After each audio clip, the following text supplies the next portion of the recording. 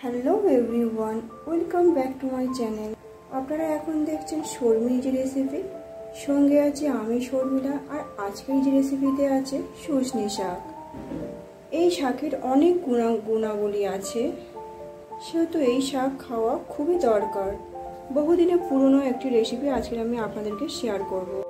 ছোলার ডালকে আমি সারা রাত ভিজিয়ে রেখেছিলাম, তারপরে একটা মিক্সচার গ্রাইন্ডারে এটাকে ভালোভাবে পেস্ট করে নেব। এটা ছোলার ডাল ছাড়া যে কোনো ডাল দিয়েও আপনারা করতে পারেন। ভালোভাবে জল ঝরিয়ে নেব যাতে একটু টাইট মতন হয়।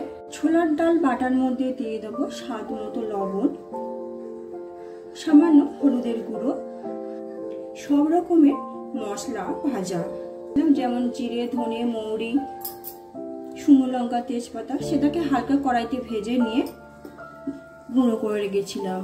এই মশলাটা সব কিছু রান্নাতেই মোটামুটি কাজে লাগে, সেই জন্য এটা বেশি পরিমাণ করেই আমি এটা রেখে দিই।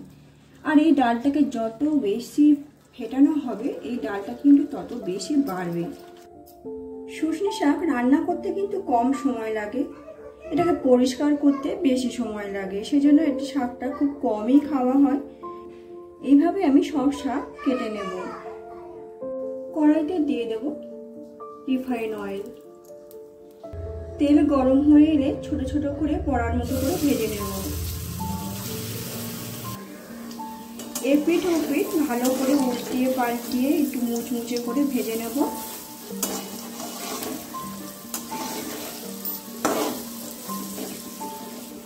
ডালের বড়িগুলো যখন এরকম ঠিক ব্রাউন কালারে হয়ে আসবে, ভালোভাবে তেল ঝরিয়ে একটি পাত্রে তুলে নেব। এই একই তেলের মধ্যে দিয়ে দিচ্ছি একটা শুকনো লঙ্কা আর 1 চামচ গোটা সাদা জিরে।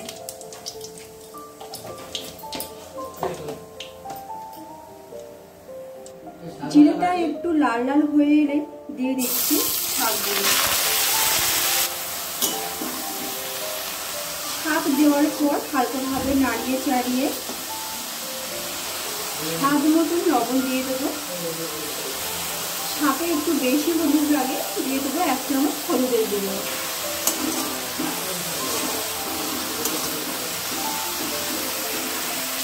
শাকটা কিছুক্ষণ কষিয়ে নেব। এবার দিয়ে দেবো কেটে রাখা পেঁয়াজ, খুব ছোটো ছোটো করে কেটেছি।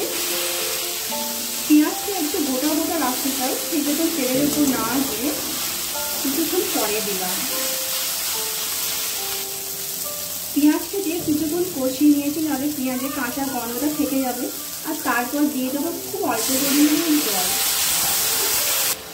যতটুকু জল আমার বড়িতে লাগবে ততটুকু এখানে জল দিয়েছি, কারণ এটা পুরোপুরি আমরা শুকনো করে নেব।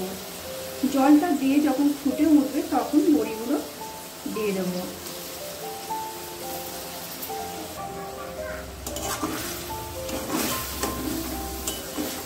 এবারে একটি থালা আমি এখানে ঢাকা দিয়ে দেবো। পুরোপুরি যখন এইভাবে জল পুরো শুকিয়ে আসবে তখন একটি পাত্রে তুলে নেব। ভিডিওটি পুরো দেখার জন্য অসংখ্য ধন্যবাদ। আবার দেখা হচ্ছে নেক্সট এপিসোডে। যদি ভিডিওটা ভালো লেগে থাকে তাহলে লাইক, শেয়ার, কমেন্ট আর অবশ্যই করে সাবস্ক্রাইব করতে ভুলবেন না।